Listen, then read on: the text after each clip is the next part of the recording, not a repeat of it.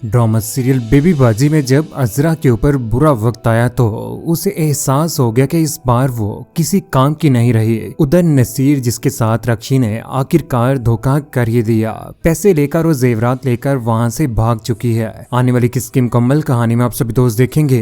फरहद जिसे आज गलतियों का एहसास हो गया है, शुरू से लेकर आज तक तो वो अपनी सास के बारे में बुरा सोचती थी, लेकिन आज जब उसे एहसास हुआ कि उसकी जिंदगी में परेशानियां आ रही हैं तो उन्होंने सोच लिया कि इस बार वो बड़ों की इज्जत करेगी। जिसके बाद वो फोन कॉल के ऊपर आखिरकार वासिफ को कॉल कर देती है, क्योंकि परेशान होती है, सोचों में गुम होती है, अकेली हो चुकी है। उसके पास तो आज कुछ भी नहीं है, किसी के साथ बात करने के लिए भी उसके पास आज कुछ नहीं है, क्योंकि तन्हाई इंसान को आखिरकार या तो सबक सिखा देती है या पागल कर देती है। आज फरहद को सबक सीख ही गया। परेशानी में वो कॉल के ऊपर वासिफ को कहती है कि यार आज मुझे एहसास होता है कि शायद अजरा भाभी के साथ लड़ते लड़ते मैं उन्हीं की तरह से बनती जा रही थी, वरना मेरी सास ने मेरे साथ कभी भी बुरा नहीं किया था। मैं तो कभी भी बेबी बाजी यानी कि अपनी सास के साथ कभी भी किसी किस्म का कोई भी बुरा बर्ताव नहीं करूंगी, और ना ही मेरी वजह से वासिफ तुम्हें किसी परेशानी का सामना करना पड़ेगा। मुझे ये बताओ कि तुम पाकिस्तान कब वापस आ रहे हो। मैं बहुत ज्यादा उदास हो चुकी हूँ, मैं चाहती हूँ कि तुम पाकिस्तान वापस आओ, तो उसके बाद ही मैं माफी मांगू और सभी लोग इकट्ठे होकर अम्मी जान से माफी मांग लें। यही वक्त है, आखिर हम कब तक जुल्म करेंगे अपने बड़ों के ऊपर।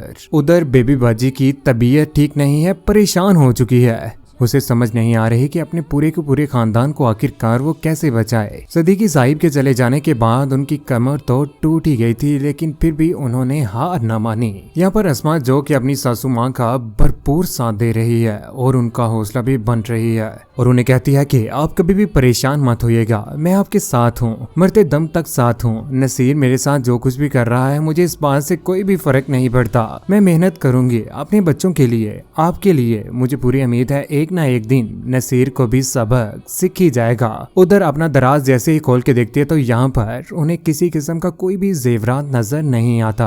परेशान हो जाती है अस्मा भी के उनके जेवरात कहाँ पर चले गए हैं, उन्हें समझ नहीं आ रही होती। यहाँ पर बेबी बाजी के साथ वो जब डिस्कस करती हैं तो सारा का सारा सच हकीकत सामने आ जाती है। बेबी बाजी कहती है कि मुझे पता है वो बहुत तेज औरतें हैं, मैं इसी वजह से नसीर को शुरू से लेकर आज तक दूर रख रही थी उनसे। शातिर औरतें हैं, उन्होंने पूरी की पूरी मंसूबाबंदी के साथ ये खेल खेला है नसीर के साथ। देखना नसीर एक ना एक दिन वापिस जरूर आएगा और उससे भी पता चलेगा कि जहाँ पर वो जा रहा है वो अच्छी जगह नहीं है। उधर नसीर आखिरकार अच्छे तरीके से तैयार होने के बाद जेवरात लेकर पहुंच चुका है अपनी बारात के साथ, और साथ में मौलाना साहिब को भी लेकर चला जाता है, क्योंकि निकाह का दिन है आज। जैसे ही वो घर के दरवाजे के सामने जाता है तो यहाँ पर अपनी टोपी उतारता है और देखता है आगे तो ताला लगा होता है। तेज तेज आवाजें लगाना शुरू कर देता है, कहता है कि रक्षी बाहर रहो, कहाँ हो तुम, दरवाजा खोलो। दरवाजे को दिक्के मारना शुरू कर देता है, आखिरकार दरवाजा तो खुल ही जाता है। यहाँ पर मौलाना साहिब भी हैरान रह जाते हैं। जैसे वो कमरे में आते हैं तो यहाँ पर आखिरकार उस मोटे को पकड़ ही लेते हैं, कहते हैं कि रक्षी ऐसी लड़की नहीं है, वो सिर्फ और सिर्फ मुझसे मोहब्बत करती है। लेकिन वो आखिरकार सच चुगल ही देता है, कहता है कि वो तो पहले ही शादीशुदा थी, वहां से भागी हुई थी, उसका तो सिर्फ और सिर्फ काम ही यही है फ्रॉडियां लगाना, तरह तरह के लोगों को अपने जंगल में फंसाकर उनसे जेवरात पैसे बटोर कर वहां से भाग जाना, और तुम्हारे साथ भी ऐसा ही हुआ। ये सारी की सारी बातें उससे जरा भी बर्दाश्त नहीं होती। अपने सारे के सारे जेवरात लेकर आखिरकार घर पहुंच जाता है, बहुत ज्यादा परेशान हो जाता है, अकेला रह जाता है, क्योंकि अब तो उसके पास किसी किस्म का कोई भी सहारा नहीं रहा। परेशान बैठा हुआ आखिरकार मोबाइल के ऊपर तस्वीर वीडियोस देख रहा है और अपना माजी याद कर रहा है कि उसने क्या किया, कितना गलत किया अस्मा के साथ। बहुत ज्यादा परेशान हो जाता है और जेवरात भी लेकर आ जाता है। जब वो जेवरात लेकर आता है तो जेवरात पकड़कर यहाँ पर अस्मा सब कुछ देखती है कि आज वाकई नसीर को एहसास हो चुका है। लेकिन अस्मा जो कि बहुत ज्यादा मेहनती है, घर में कपड़े सिलाई कर रही है, और उधर नसीर परेशान बैठा है। आखिरकार नसीर को भी एहसास होता है कि इस बार वो अपनी बेगम से माफी मांग ले, यहाँ तक कि बेबी बाजी से भी। अस्मा जो कि अपने घर काम लगी होगी, यहाँ पर आखिरकार पहुंच ही जाएगा नसीर भी। नसीर आकर हाथ जोड़ देगा अस्मा के सामने और कहेगा कि मुझसे बहुत बड़ी गलती हो गई, मैं आइंदा कोई भी ऐसी हरकत नहीं करूंगा जिसकी वजह से आपको परेशानी उठानी पड़ जाए। अस्मा जो कि वाकई मोम दिल थी और यहाँ पर बेबी बाजी भी उसे माफ कर ही देती है। आखिरकार नसीर का घर तो दोबारा से आबाद हो ही जाएगा, लेकिन दूसरी जानिब अजरा जिसके साथ बहुत बुरा होने जा रहा रहा है। अजरा की तो जिंदगी तबाह होने जा रही है, जिंदगी ही नहीं बल्कि खुद भी तबाह होने जा रही है। अजरा जो कि शुरू से लेकर आज तक दूसरों के बारे में जहर घोलती थी और अपने अंदर भी जहर लेकर घूम रही थी, आखिरकार उसकी रिपोर्ट जैसे ही सामने आती है तो उसके पूरे जिस्म में जहर फैल चुका है। ये रिपोर्ट देखने के बाद वो मिरर के सामने खड़ी बहुत ज्यादा परेशान होती है कि किस तरह से वो दूसरों के साथ ये बात डिस्कस करे। उसकी तो जिंदगी अब थोड़ी रह चुकी है। जैसे वो परेशान होती है तो उसके पास उसकी माँ आ जाती है। माँ आकर उसे पूछती है कि बेटा हुआ क्या है। उसे खामोश देखकर उसकी माँ भी हक्की बक्की रह जाती है कि कैसे कैसे खामोश रह सकती है यहाँ पर अजरा भी। उसकी खामोशी भी किसी तूफान की आमदी है। यहाँ पर वो अपने आप को झूठी तसल्लियां देने की भी कोशिश करती, कहती है कि ये मेरी रिपोर्ट झूठी है ना, गलत रिपोर्ट्स है ना ये। उसकी माँ ये बात सुनने के बाद उसे कहती है कि जो तुमने किया था उसकी सजा तुम्हें दुनिया में ही मिल चुकी है। बेहतर होगा कि अब उनसे माफी मांग लो, उनके कदमों में पड़ जाओ जिनके साथ तुमने बुरा किया है। खुदा की जात भी बहुत बेनियाज है, इसी में तुम्हारी बेहतरी है और इसी में तुम्हारी बख्शिश है। दूसरी जानिब समन को लेकर वलीद बहुत ज्यादा परेशान है, उसी के बारे में सोच रहा है और उसी के ख्यालों में रह रहा है। परेशान बैठा हुआ यहाँ पर जैसे ही उसकी भाभी उसके पास आती है तो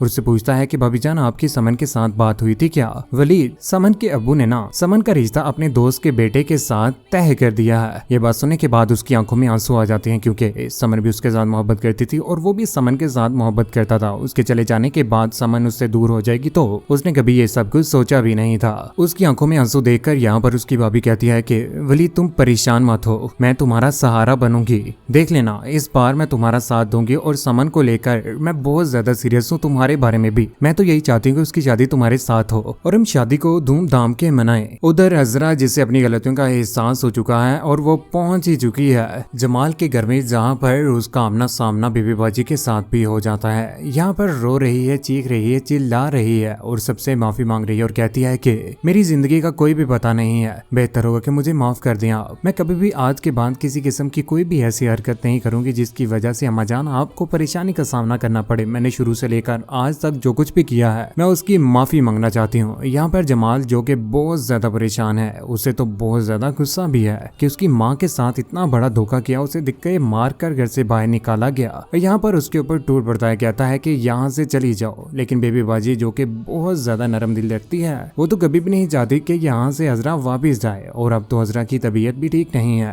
वो जमाल से कहती है कि जमाल बेटा, जिंदगी में जो कुछ भी हो गया है, अगर इंसान को अपनी गलतियों का एहसास हो जाए तो हमें भी चाहिए कि उसे माफ कर दिया जाए। खुदा की जात भी इंसान को माफ तो कर ही देती है ना। यहाँ पर जमाल जिसकी आंखों में आंसू आ जाते हैं और अपनी माँ का इतना बड़ा जिगरा, उसके ऊपर जुल्म भी हुआ। सदीकी साहिब भी चले गए और उसके बाद उसे ओल्डर हाउस में भी छोड़ा और आज कह रही है कि अजरा को भी माफ कर दो। यूं आखिरकार अजरा को माफी मिल ही जाएगी। यहाँ पर बेबी बाजी उसका ख्याल रखेगी और अच्छे तरीके से उसका इलाज भी खुद ही करवाएगी जमाल को साथ में लेकर। अजरा दोबारा से ठीक तो हो जाएगी, लेकिन इस बार इस ड्रामे में लोगों को आखिरकार रुला ही दिया। अजरा जैसी बहू यही चाहती है कि वो जिंदगी में अकेली रहें और अकेले ही सारा का सारा माल हड़पें। उसकी जिंदगी में ना तो सास हो ना ससुर हो, अगर हो तो टाइम से ही अल्लाह को प्यारा हो जाए और उसके बाद वो ऐशो इशरत की जिंदगी गुजारे। लेकिन उसे इस बात की समझ नहीं थी कि इंसान जैसा करता है उसे वैसा ही मिलता है। जो इंसान बीज बोता है बाद में वो ही काटता है। कौन कौन इस बात से खुश है कि अजरा को अपनी गलतियों का एहसास हो गया और वहाँ पर फरहत को भी, और दोबारा से नसीर ने अस्मा से माफी मांग ली। कौन कौन चाहता है कि वलीद और समन की भी शादी हो जाए ताकि वो भी जिंदगी में खुश रहना शुरू हो जाए। अपनी कीमती राय का इज़हार नीचे कमेंट सेक्शन में जरूर कीजिएगा। अगर आप हमारे चैनल के ऊपर नए हैं तो चैनल को सब्सक्राइब करने के बाद बेल का बटन जरूर दबाइएगा ताकि हमारी वीडियोस आपको बर वक्त मिल पाए। अपना ख्याल रखिएगा, दुआ में याद रखिएगा। अल्लाह हाफिज।